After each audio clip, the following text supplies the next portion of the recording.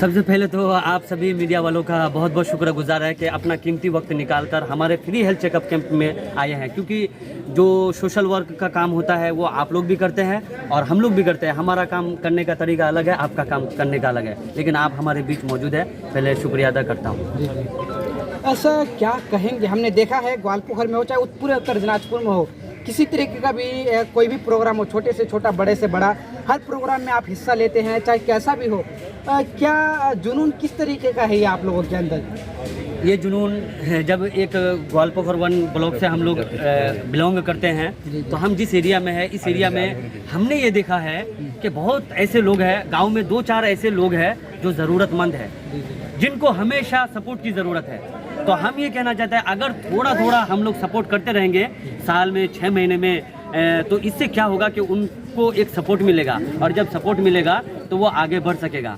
तो हमने ये सोचा कि जब कोई बीमार रहता है तो उसका इलाज पूर्णिया में जाके करते हैं, या रास्ते का कोई रास्ता ख़राब होता है तो उसको ठीक करने की कोशिश कर देते हैं, जितना हमसे होता है। इस बीच ब्लड देने का भी काम हम लोग करते हैं। तो हमने ये सोचा फ्री हेल्थ चेकअप कैंप अगर लगाते हैं तो एरिया में जितने भी गरीब लोग होंगे, ज़रूरतमंद लोग होंगे, या जो डॉक्टर के पास जा नहीं पा रहे हैं, तो ये इसमें आकर अगर हिस्सा लेते हैं तो उनके लिए बड़े फ़ायदेमंद साबित होगी, और इससे अगर उसका ट्रीटमेंट होकर अगर वो तंदुरुस्त हो जाए तो वो अपने काम में आगे बढ़ सकता है। तो हमने देखा माहौल जिस तरीके का है, आज तिलान के FP स्कूल में जो आपका फ्री हेल्थ चेकअप का कैंप लगा गया है, तो मोटे मोटे तौर पर बता सकते हैं कितना इसमें कितने का बजट, मैंने कितना खर्चा हुआ होगा एक NGO के लिए? देखिए, इस NGO में सबसे पहली बात हमारे जो टीम मेंबर्स हैं, इन टीम मेंबर्स के बारे में बताना चाहते हैं। ये टीम मेंबर्स ज़्यादातर स्टूडेंट हैं। इनके अंदर भी एक ऐसी जुनूनियत है जो अपना खर्चा मेंटेनेंस करने के बाद हेल्पिंग हैंड्स को एक फंड देता है, चाहे 50 रुपये हो, 100 रुपये हो, 500 रुपये हो, उसके हैसियत के हिसाब से। इस बीच दीगर और चंद लोग हैं वो हेल्प करते हैं। इस बीच इस प्रोग्राम को जब हम किए थे तो हम आपको अपने दिल से बताने की कोशिश कर रहे हैं कि हमारे टीम मेंबर सब जब हम डिस्कस किए थे तो 1500 रुपये लेकर इस प्रोग्राम में उतरे थे। आज लगभग अगर दवाइयों का दाम या पूरा सही तरीके से बताएं तो लगभग लाख के ऊपर ही खर्चा है प्रोग्राम में। तो आप लोग इस उम्र में, जो जिस उम्र में अक्सर लोग, जैसे 18 से 25 साल की उम्र में अक्सर लोग ऐसे होते हैं जो कमाने पर ज़्यादा फोकस करते हैं, तो आप लोग इस उम्र में, जो जिस उम्र में लोग कमाते हैं और कुछ पैसा अपने लिए इकट्ठा करते हैं, तो आप लोग इस उम्र में लोगों की मदद कर रहे हैं, इसको लेकर आप लोग नौजवानों से क्या अपील करना चाहेंगे? हम ये कहना चाहते हैं कि देखिए, हम 10,000 रुपये या 20,000 रुपये तनख्वाह कमाते हैं। 10,000 या 20,000 रुपये तनख्वाह कमाने के दौरान 100 रुपये अपनी जान के सदका के लिए भी निकाल सकते हैं, ज़कात भी निकाल सकते हैं।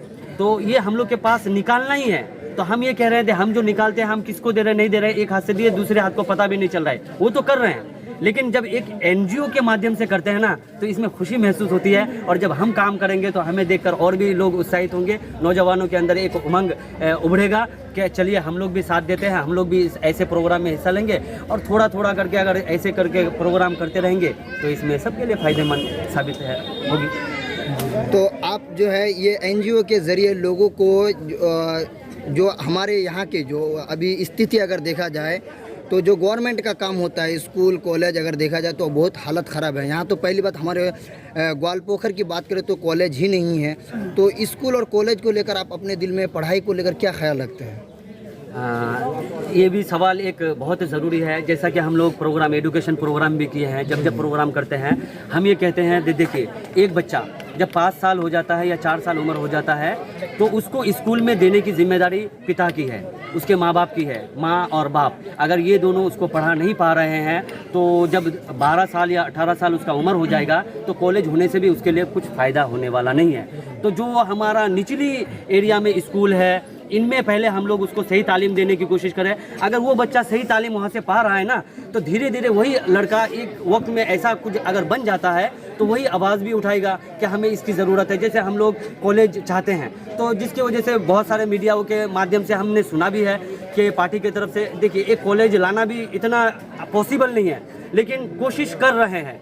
तो उनके बारे में जितनी जानकारी है वो बता रहे हैं कि कॉलेज के लिए मतलब जो भी ज़रूरियात है वो पूरा करने की कोशिश कर रहे हैं। थोड़ा ज़मीन का मामला चलता है, साथ ही साथ मैं यही कहना चाहता हूँ कि सबसे पहले बचपन से बच्चों को पढ़ाने में हम लोग को ध्यान देना होगा।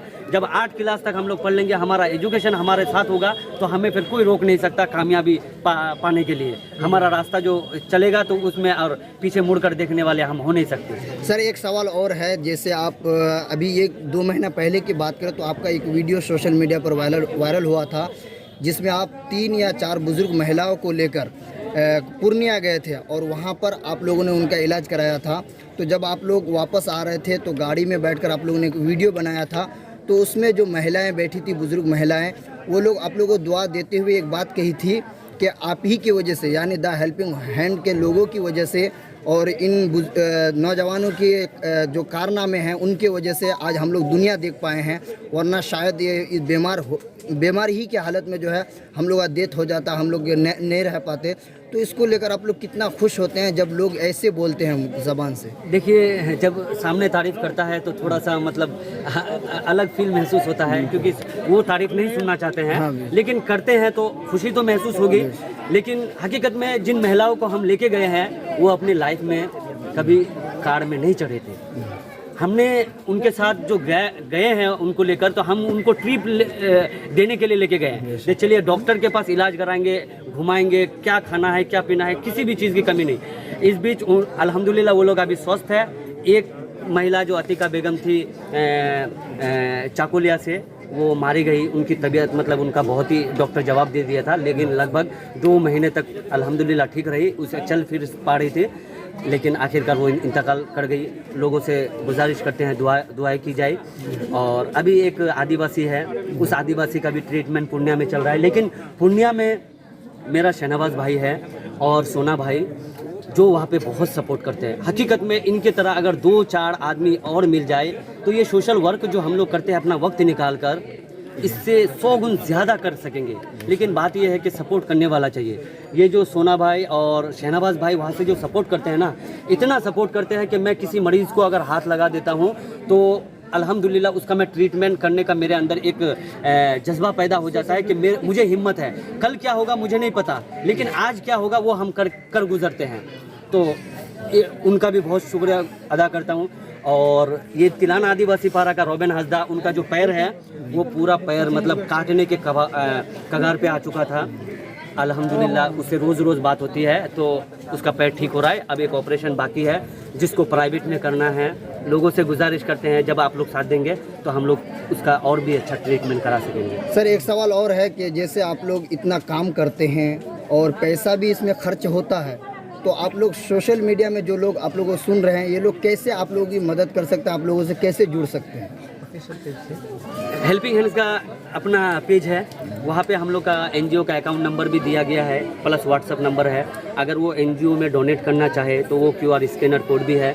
वो अगर घर में आकर देना चाहिए, हमारे बहुत सारे टीम मेंबर्स हैं, उन टीम मेंबर्स को लेकर आना चाहिए। सेक्रेटरी है, जनरल सेक्रेटरी है।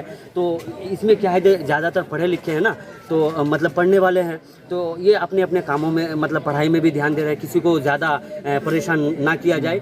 जो अपने इच्छे से इस फ्री हेल्थ चेकअप कैंप में आए या हेल्पिंग हैंड का जो भी प्रोग्राम में है, वो अपने इच्छे से आने की कोशिश करता है। क्योंकि किसी के ऊपर अगर दबाव देंगे तो उसके ऊपर हम लोग जुल्म कर रहे हैं। जुल्म किसी के ऊपर करना नहीं है। जो जिस हिसाब से आ सकता है, कोई बाहर रहता है तो मैं एक जिम्मेदारी लिया हूँ कि मुझे करना है, तो ये सबका सपोर्ट मिलता है, हम आगे निकल पड़ते हैं और हम काम करते रहते हैं। तो सर जब आप ये काम शुरू किए थे तब से लेकर अब तक परेशानियां तो बहुत आई होगी। हाँ। तो कोई एक ऐसी परेशानी बताइए कि जिसकी वजह से आपको छोड़ने का मन कर रहा था, फिर आप क्या देखें कि मतलब इस काम को शुरू कर दें? हाँ, एक बात है, बहुत सारे वक्त ऐसा लगा कि मैं इस काम को इस प्रोग्राम के बाद और नहीं करूँगा। एक कभी ताना मिलता है जो कि आम बात है, लेकिन फिर बाद में जब प्रोग्राम सक्सेस हो जाता है ना, उसके बाद फिर खुशी मिलती है, फिर एक काम के लिए आगे बढ़ जाते हैं। ताना इस तरह का कि ये जो प्रोग्राम करता है ये अब एक बिल बनाएगा लाखों रुपए करोड़ों रुपए, लेकिन जो हकीकत नहीं है। हम लोग अपने फंड से देते हैं। मैं अपना खर्चा जो फैमिली से हो, मामा से, रिश्तेदार से, कि मैं सोशल वर्क करता हूँ, मुझे इस काम में मोहब्बत है, जितना आपसे हो सके कीजिए। टीम मेंबर्स सपोर्ट करते हैं, कुछ लोग दोस्त हैं वो लोग सपोर्ट करते हैं।